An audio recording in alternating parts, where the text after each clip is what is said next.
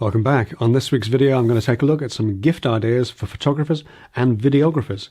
That's coming up next.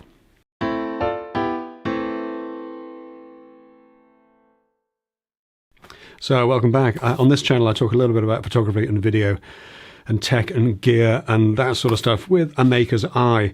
I am still in the workshop because I still need my overhead camera. We'll get back somewhere a bit more comfortable next time around. But I've just done an annual gift idea video on my other channel, and I thought I'd do a quick roundup. I've done a few little bits of these already in other videos if you are a subscriber to that channel, and if you're not, do go and check it out. It's a 10-minute workshop. .tv will take you straight there. There's a link down in the video description below. But I do an annual sort of gift idea video, and I thought I'd do the same thing for this channel as well. I don't think any of us are really stuck for ideas when it comes to little gadgety type things for photos and video, but there's a few little bits and pieces here that I found particularly useful over the years, and I thought I'd just share some of them with you. The first one is kind of just for you video guys, or us video guys, and because it's a microphone extension cable. The party piece of this particular one is that it's got a right angled end to it. Now you might wonder why that's a big deal. Well, on some cameras and Panasonic Lumix G80 and G85, I'm looking directly at you. On some cameras the external microphone socket sticks out right across the monitor, right across the screen. So if you've got the screen flipped around, as you often do when you're shooting video, this will really get in the way. Unless, of course, you're using one of these. This right-angled end just helps to keep it out of the way. It still sticks out a little bit, but it doesn't interfere anything like as much as a regular extension cable would. Great value at just £3, well worth it. Next one is for you photo and video guys, and it is a simple, honest-to-goodness grey card and white card. Wherever we are and whatever we need to do, no matter how good auto white balance is, getting a reading off a grey card, or even if you're shooting video, just including a grey card in the general scene before you start shooting for real can be a lifesaver when it comes to balancing colour later on. These are really cheap. These are about £5 each. This is a newer one, or there might be two for £10. However, you do need to keep them reasonably clean, so keep them in an envelope. So if you have got a little bit more money to spend, then I would recommend one of these. This is a Lasterlight little pop-up grey card. Like that. Again, grey on one side, white on the other. Standard grey card, 18% grey and 90-something% white. The benefit of this one is that it has a little target on it as well, so you can actually pop this in the frame and use it as a focusing aid if you need to. Plus it sort of doubles up as a little mini reflector as well. Very useful, very neat. Just folds away in the usual sort of twisty-turny way and goes back into its little pouch, so it takes up almost no space. They are a little bit more expensive, about £20 for those, but I think they're well worth having in your camera bag. Moving on, one of the things I particularly like, and I have on every single camera and tripod support, is a quick release plate. I've standardized on these ones. These are the Manfrotto RC2 pattern. The thing I like about the Manfrotto RC2 ones is that you can actually just pop a camera on a tripod single-handed and it will lock in place. Just a little bit of extra pressure on the lever will secure it fully, but you can just literally put it in with one hand and it will latch itself automatically, whereas with the Anker Swiss you actually have to tighten it up with both hands. So Manfrotto Originals, Photar or newer are the ones I would go for, and they are the ones that are linked down in the video description below, along with everything else that you'll see on this list. Next up, this little guy, a Joby grip-tight phone holder. You know, phones take fantastic pictures these days, wherever mine is. Yeah. Phones take fantastic pictures these days and are great for photography. The biggest headache I have with a lot of quick mount phone holders is that they block too much of the screen. Well, this one, the Joby one, is really slim and elegant, and it doesn't get in the way of your screen, so you can compose pictures properly and actually see what you're doing if you are shooting video with one of these. I do two sizes, one for regular size phones like this and a larger one for some of those giant phones. That's not cheap at about £17, but it is extremely good quality. It's all metal construction with really solid, grippy little fingers top and bottom, so you're not going to drop your £1,000 phone. I have a couple of these strewn about because they're just a really good thing to have in your camera bag. So next up, we've got a few products from one particular company called Anker. I've never had a problem with any of their products, to be honest, but they're very big in charging and batteries and that kind of thing. I'm going to recommend their 5-port 40-watt USB charger. This, as it sounds, gives you 5 USB ports. I've got a couple of these. I've got one on my desk at work, and I've got one next to my sofa, and it has one of every cable that I'm likely to need. And this one, the one by my sofa, doubles as a travel charger as well, so I can take this away with me. And it's got basically everything I need in one place. They're not particularly cheap, at about £18, but very good value. Never had a problem with any of their products, and I really, really, really like this particular charger. Next up, I've got an Anker powerline long cable. This is a 1.8 meter cable. This one happens to be a lightning cable for my phone or for my iPad. They do micro USB or whatever other USB-C, if that's what you need as well. These are a little bit more expensive than you might normally think about, of paying about £8 for a long cable, but they are absolutely fantastic quality. I actually bought, for about the same price, a bundle of cables, which was 2 1 meters, 2 2 meters, and a 3 meter cable. And every one of those cables has quietly stopped working, whereas the Anker is still going strong. It's not the end of the world to come down in the morning and find that your camera batteries or your phone hasn't charged, but it really puts a dent in your day, especially if you're trying to work to a schedule. So Anker powerline cables, highly recommended, about £8 each for the 1.8 meter. Great stuff. Next up, we've got Anker's powercore little mini external battery. These are great. This is an old one. I've had these ages. These are only 3,000 milliamp hour, I think, batteries. The current version of this is almost double the capacity, almost 6,000 milliamp hours. And they cost about £12. Very neat, very compact, about the size of a fat lipstick, if you like, and well worth having with you in your camera bag if you're going anywhere where you might think that running power could be problematic. They're really handy for stuffing a little bit of extra juice either in your phone or in your camera, or even charging up the batteries for your GoPro, or even just putting a bit of juice in the batteries for an external microphone or something like that. I wouldn't necessarily buy this one unless you really want one that's compact. They do a variety of other models that have much higher capacity, which aren't much more expensive than this. In fact, they have one that's 20,000 milliamp hours, 4 times almost the capacity of the current version of this one, that's only £24 or thereabouts. If you follow the link in the video description to this, there's a whole host of them up there. But great value for money, and well worth having with you if you think you're going to be anywhere where running out of power would be problematic.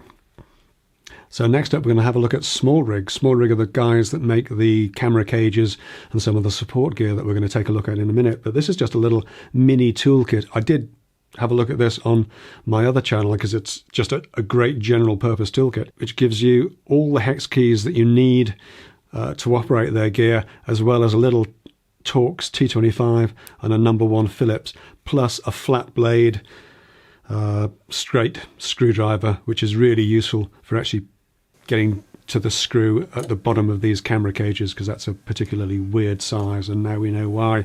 A really, really nice little toolkit.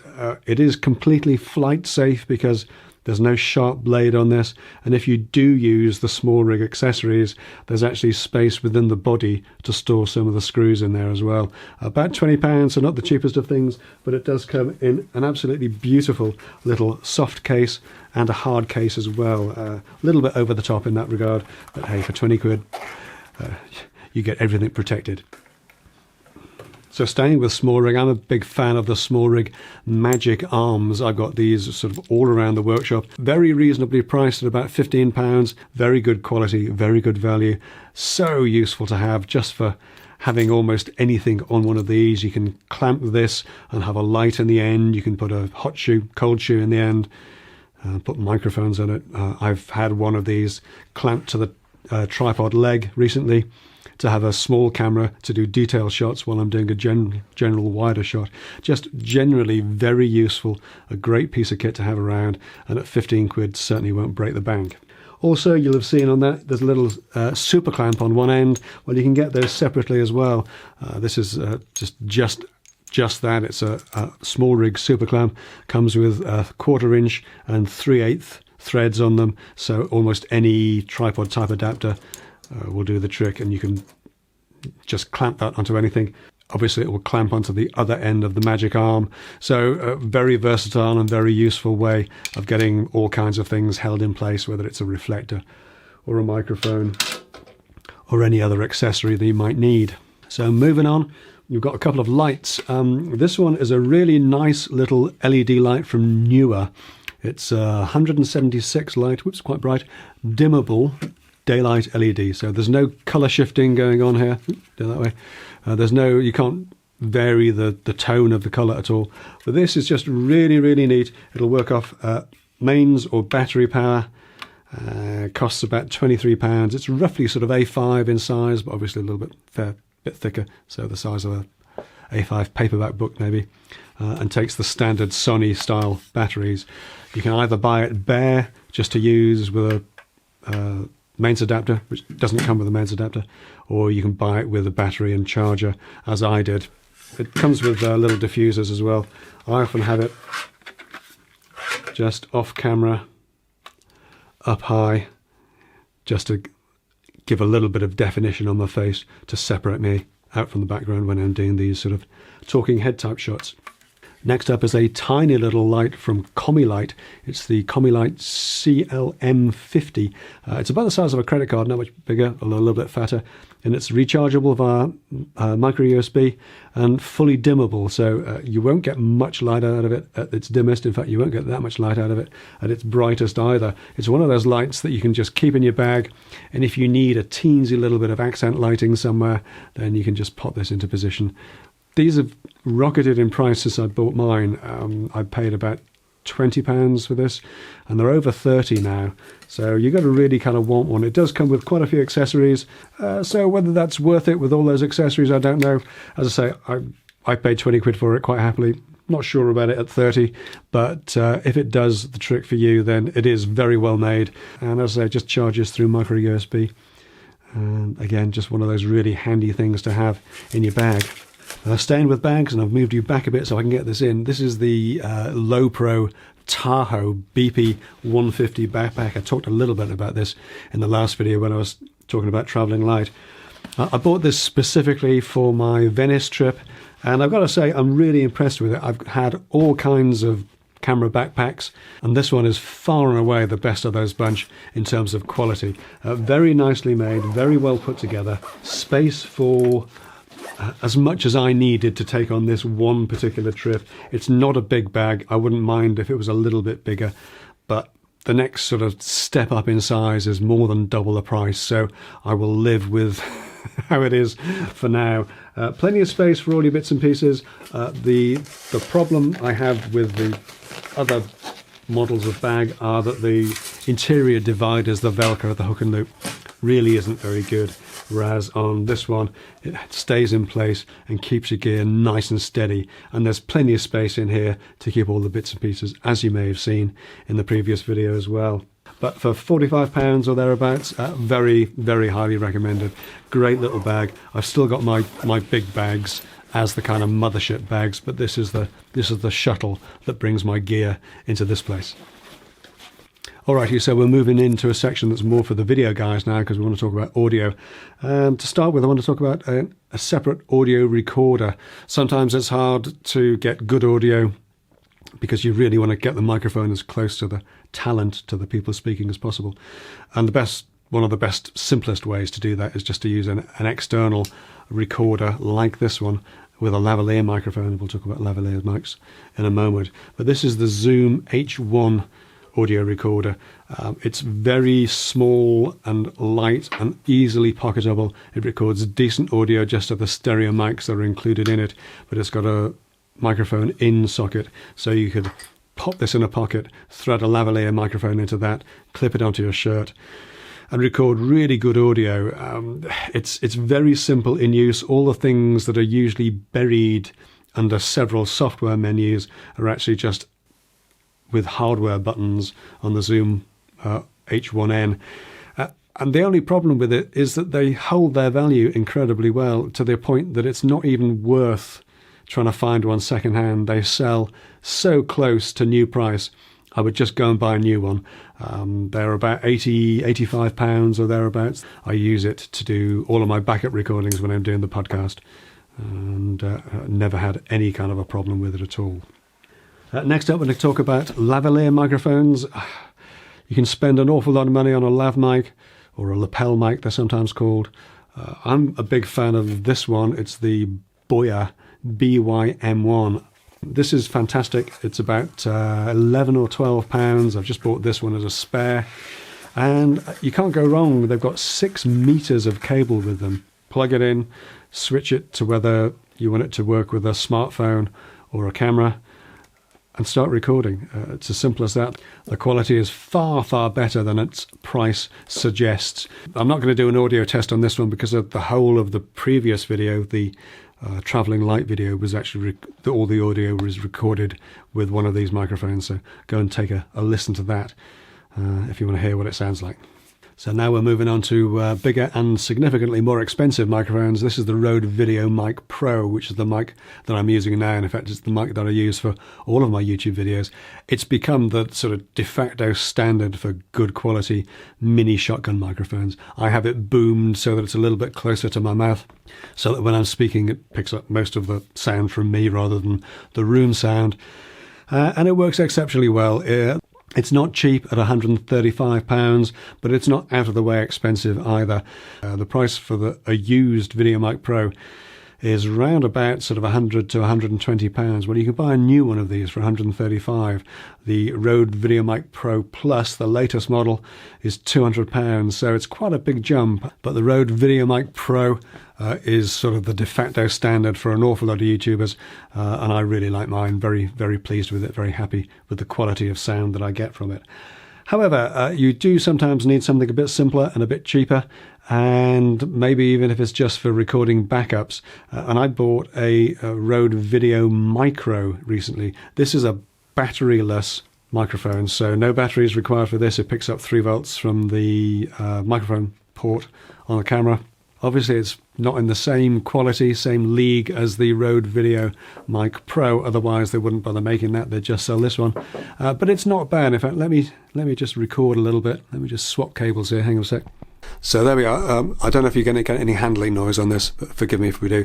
Same sort of distance from the Rode Videomic Pro. We're recording on the Rode Videomicro now. And well, we'll see what it sounds like in a second. But this is what it sounds like from the Rode Videomicro. And this is what it sounds like when we're back on the Rode Videomic Pro. So obviously there's a difference. As I said, that's why this one costs 40 quid and this one costs 140. But as a backup mic, as an occasional mic, as long as you can get the mic close enough to the talent, I think it sounds pretty decent. It certainly sounds much, much better than any built-in microphone on just about any camera or phone, probably. And I'm going to round this out with a couple of things that you may have seen before on the other channel and on other videos. To start with, I'm going to recommend the Anker So V50 Pro, a little action camera. I'm going to talk about this separately on the other channel as a workshop camera, and I'm going to talk about it in a separate video on this channel as a sort of action and vlog style walking and talking camera. It's great value for money. There are many, many little action cameras in the sub £100 sort of bracket. The price of this does fluctuate a little bit. I've seen it as low as 80 and as high as 120. I paid just over 100 for it. It shoots 4K 30p video and shoots a decent still image as well. It's got a color touchscreen on the back. You can use an external microphone with it if you want to. Has a tripod mount, which some of them don't. And it's generally just a really, really good little camera for all those things, either where you don't want to get a big camera in there, or if you can't get a big camera in there. It's just very, very useful little addition to your working arsenal, whether you're shooting stills or video. Love it. Great little camera. Mighty impressed by it. And finally, I'm going to recommend storage. Yes, I mentioned in the previous video that I carry a 2TB SSD with me when I'm out and about, just as a backup drive generally, and as a working drive if I'm editing on a laptop. SSDs are coming down in price. In fact, I think I've paid about the same price for all of my SSDs. It's just the capacity has got higher and higher. You can get one of these. I'm not recommending necessarily this one. If I was buying another one of these now, it would be the one that I recommend down in the video description below. That's the Samsung T5 USB 3 drive. A little bit smaller than this. SSDs are incredibly robust. You don't need to protect them in rubber cases or anything. And the Samsung drives are really slim and elegant and very fast. You can actually just double side this or Bluetooth this to the back of an iMac and use it as a boot drive. In fact, I've done that without the double-sided part, obviously. And they work exceptionally well. This is a 2 terabyte one for about £235. If you don't want to spend that much, then obviously you can get a 1 terabyte one for about 120, 130 or thereabouts. And then progressively the capacities can come down. But for that sort of money, for a 1 terabyte SSD drive, it's fantastic value and highly recommended. And I think I'll leave it there for this video. Thank you for watching. I hope you've enjoyed it. I hope you found something of interest on that list that tickles your fancy as a gift idea for Christmas. As I say, links in the video description to all these items, all these products. And I have bought all of these with my own money, in case you're wondering. None of these items are sponsored in any way. Nobody's paying to be on this list. They're just things that I've found useful over the last 12 months or more. That have made my life a lot easier. Anyway, that's it. Thanks for watching, and I'll see you next time. Take care.